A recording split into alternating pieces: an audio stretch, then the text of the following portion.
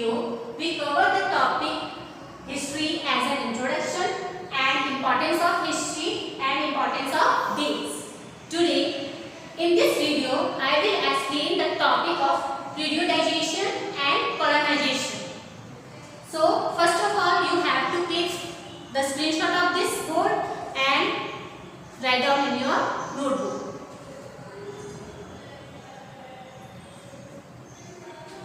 So first of all, what is the periodization? Periodization है कि इसका टर्म का मीनिंग क्या है? तो here is the periodization of history.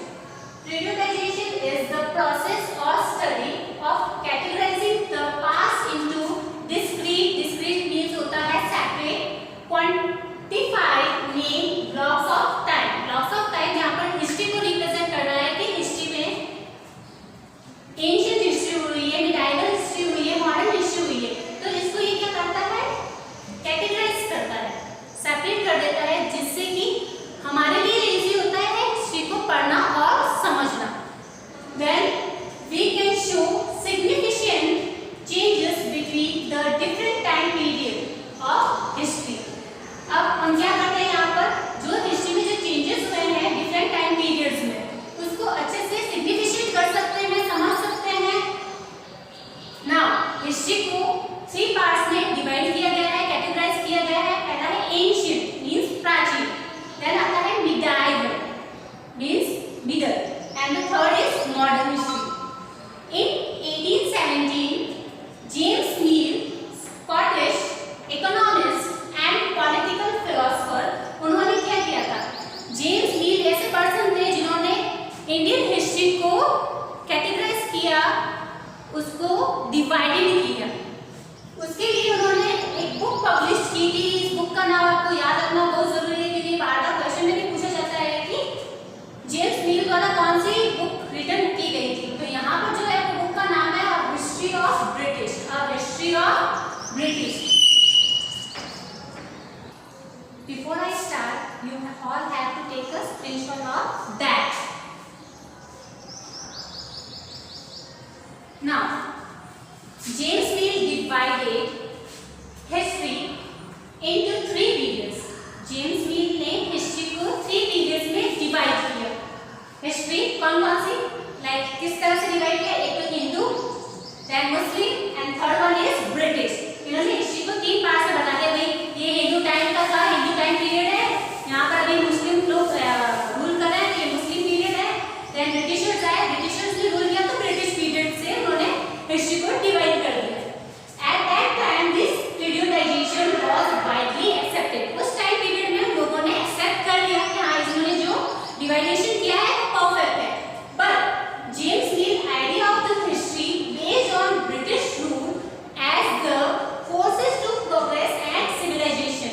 पर जो जेम्स मिल के जो डिवाइडेशन है उसमें अगर देखें तो ब्रिटिश फोर्सेस को बहुत ज़्यादा इंपॉर्टेंस दिया गया, उसके सिविलाइजेशन को बहुत ज़्यादा इंपॉर्टेंस दिया गया एंड उसके प्रोग्रेस के बारे में बहुत कुछ बताया गया.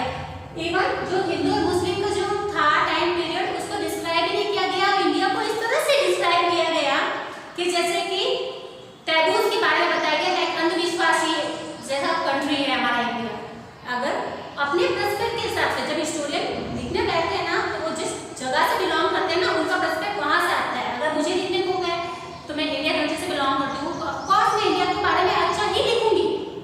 तो उस टाइम पे इसीलिए ये इनकी जो मिस्टेक थी वो यही थी कि इनका जो पर्सपेक्टिव था वो ब्रिटिश से बहुत ज़्यादा इन्फ्लुएंस था.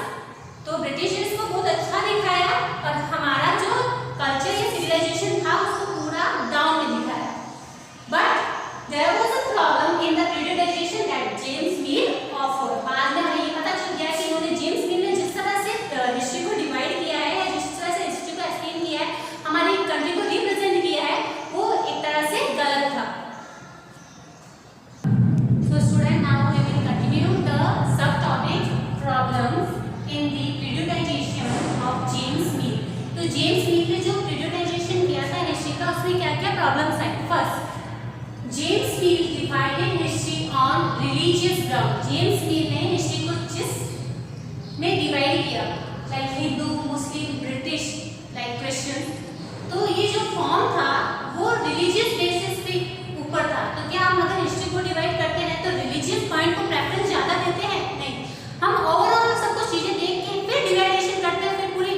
नॉलेज इकट्ठा करके उसमें डालते हैं। तो इनका जो मेन पर्सपेक्ट था वो सिर्फ रिलीजियस ग्राउंड था, रिलीजियस बेसिस था। रिलीजियस बेसिस के हिसाब से उन्होंने हिस्ट्री को डिवाइड कर दिया। It is right to characterise an age time period, पूरा होल हिस्ट्री टाइम पीरियड को only through the religion of the rulers of the time. मान लो अकॉर्डिंग फॉर एग्जांपल किसी टाइम पीरियड में एक रूलर हुआ है और उस रूलर की जो रिलीजन होता है, उस रूलर का रिलीजन, उसी को प्रेफरेंस ज्यादा देना। भाई राजा इस धर्म का है, उसके ऊपर उसने पूरा चोरी कॉन्सेप्ट लिख दिया। अरे राजा किस धर्म का हुआ है, किस रिलीजन को मैटर नहीं करता, उसके साथ जो उसके नीचे पब्लिक है वहां पर भी तो अलग अलग पब्लिक है, वो अलग अलग रिलीजन की हो सकती है। तो उसका जो पर्सपेक्ट था, प्रेफरेंस था, वो सिर्फ रूलर के रिलीजन के बेसिस पे उसने हिस्ट्री को डिवाइड कर दिया। तो क्या एक टाइम पीरियड को रिलीजन बेसिस पे डिस्क्राइब करना, क्लासिफाइड करना सही था? नहीं था। Does the life, religion and practice of other do not matter? तो क्या वहाँ पर जितने अदर लोग हुए हैं, पब्लिक हुई है, उनकी लाइफ मैटर, उनका रिलीजन, उनकी प्रैक्टिसेस, उनका सिविलाइजेशन क्या कोई मैटर ही नहीं रखता? James Mill realisation is not true and justified. अब धीरे धीरे हमें समझ में आया कि जो जेम्स मील ने हिस्ट्री को डिवाइड किया है वो तो ना ही सही है और ना ही जस्टिफाइड है। स्टूडेंट, अब तक आपने जेम्स मील की हिस्ट्री को डिवाइड कैसे किया उसने उसके बारे में अच्छे से समझ लिया और उसके प्रॉब्लम्स के बारे में समझ लिया। अब हमारे इंडियन हिस्ट्रियंस ने, Indian historians have divided Indian history into 3 parts like ancient history, medieval history and modern history। James Mill ने डिवाइड कर दिया ऑन द रिलीजन बेसिस। फिर हमारे इंडियन हिस्टोरियन ने 3 बेसिस पे हिस्ट्री को डिवाइड किया। एंशिएंट मींस प्राचीन, medieval means middle and the modern history. Ancient history क्या कहता है? Ancient history depended based on primitive old society. Old society, जो प्राचीन ओल्ड सोसाइटी होती है, लाइक कौन से टाइम पीरियड की, बुद्धा, अशोका टाइम पीरियड, 1800 का जो टाइम पीरियड था उसको शो कर रहा था। medieval टाइम पीरियड था, उसको हम बोलते हैं ट्रांजिशन। ट्रांजिशन मतलब transition period.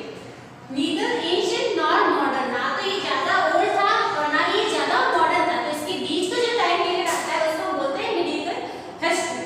And the last is modern. Modern history associated with the growth of modern forces, example science, reason, democracy, liberty and equality. यहाँ पर जो रिस्पेक्ट था वो वेस्टर्न ज्यादा था। मींस क्या है कि क्वेश्चन मार्क इस बारे में फिर आ गया। यहाँ तक तो ठीक था कि उन्होंने हिस्ट्री को एंशिएंट में डिवाइड किया, मिडिवल में डिस्क्राइब किया, पर जो इनका थर्ड टॉपिक था मॉडर्न, यहाँ पर फिर क्वेश्चन मार्क वाला सीन आ गया। क्यों? क्योंकि ये जो पर्सपेक्ट थे, ये जो आइडियाज थे वो ब्रिटिश के बेसिस के ज्यादा ऊपर थे। ये जो चीजें थी लाइक डेमोक्रेसी, इक्वालिटी, लिबर्टी, उस समय हमारे इंडिया में थी ही नहीं। तो उसके बाद हमारे इंडियन हिस्टोरियन ने क्या किया?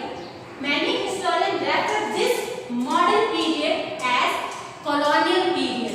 उसे modern period में मान के colonial period से डिस्क्राइब किया। अब आता है एक न्यू टॉपिक colonial period, जो मैं अभी आपको डिस्क्राइब करने वाली हूँ। Student, we will continue our next topic, that is colonization।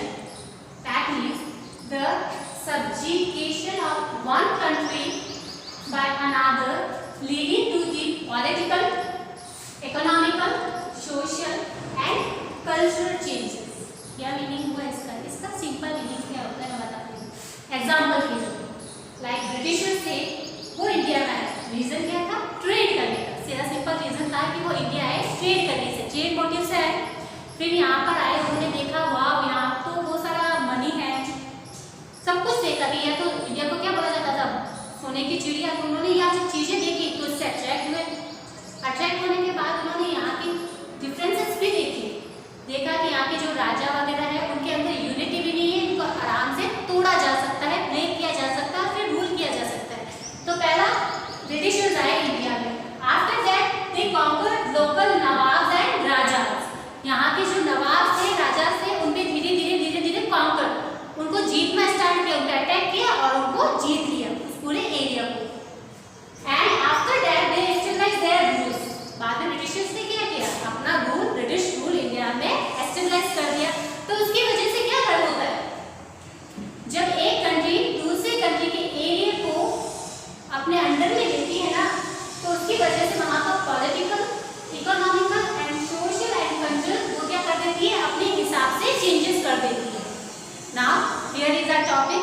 Completed